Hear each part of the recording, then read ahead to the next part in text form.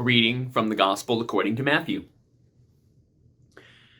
After Jesus had left that place, he passed along the Sea of Galilee, and he went up the mountain, where he sat down.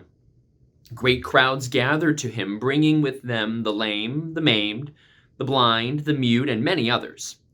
They put them at his feet, and he cured them, so that the crowd was amazed when they saw the mute speaking, the maimed whole, the lame walking, and the blind seeing, and they praised the God of Israel. Then Jesus called to his disciples and said, I have compassion for the crowd, because they have been with me now for 3 days and have nothing to eat, and I do not want them to send them away hungry, for they might faint on the way. The disciples said to him, Where are we to get enough bread in the desert to feed so great a crowd?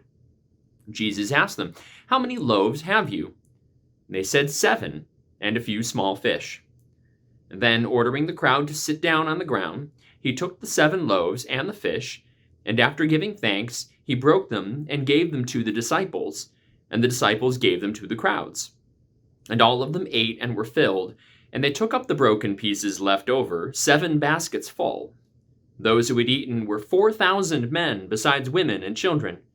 And after sending away the crowds, he got into the boat and went to the region of Magadan. The word of the Lord.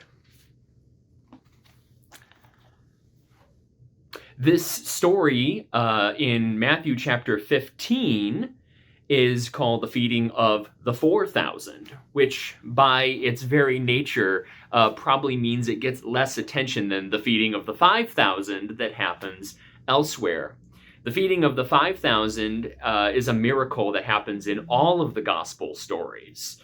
And so this one that we just heard, it gets a little less attention, but is very important for a different reason, if you know the context.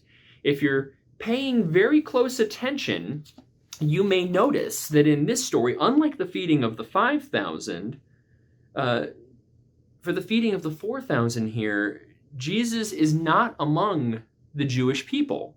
He's actually attending to a Gentile crowd. And that might be surprising when we follow the Gospel of Matthew at first, because Matthew, of course, is a gospel written very much from the Jewish perspective to a Jewish audience. It comes across as being very pro-Jewish converts to finding the Messiah in Jesus. And yet here he is tending to a Gentile crowd. You can tell because it talks about when he passed along the Sea of Galilee to the other side where the Gentiles were. And when he's healing them and tending to them, they cry out in thanks and praise to the God of Israel, leading you to believe that they don't see this as their God. That's the God of those people over there. And yet Jesus is coming and healing and feeding me.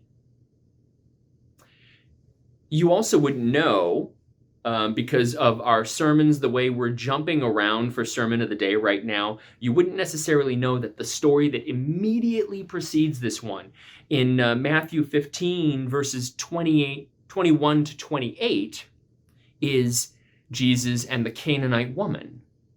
It's a Gentile woman who comes to Jesus looking for help. And at first he turns her away and says, I didn't come to help you. I came to help the Jewish people. And she's the one who reminds him, well, Jesus, I'm worthy of your love as well.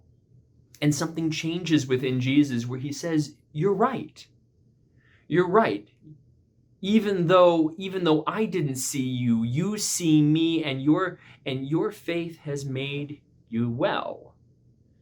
And he tends to her. And then immediately after, this Canaanite woman, this Gentile woman, opens Jesus' eyes to the needs of the Gentile people. That is when he goes up this mountain and starts healing and curing the Gentile people. And when he sees them hungry, just like he saw the 5,000 Jewish disciples hungry and fed them, he sees this 4,000 group of Gentiles who believe in him, and he feeds them too. And make it even better, I will say, note that it says in here, Jesus didn't even feed them. Jesus gave the food to his disciples and had them feed the Gentiles. So I'm hearing in here a very strong message, once you get the context, a very strong message of how we are called not just to tend to and feed our tribe, not just the people who we agree with and we see eye to eye with.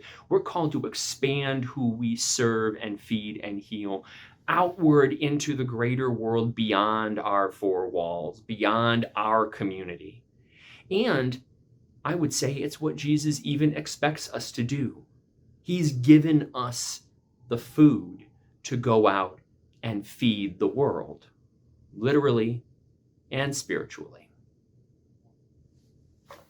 Amen.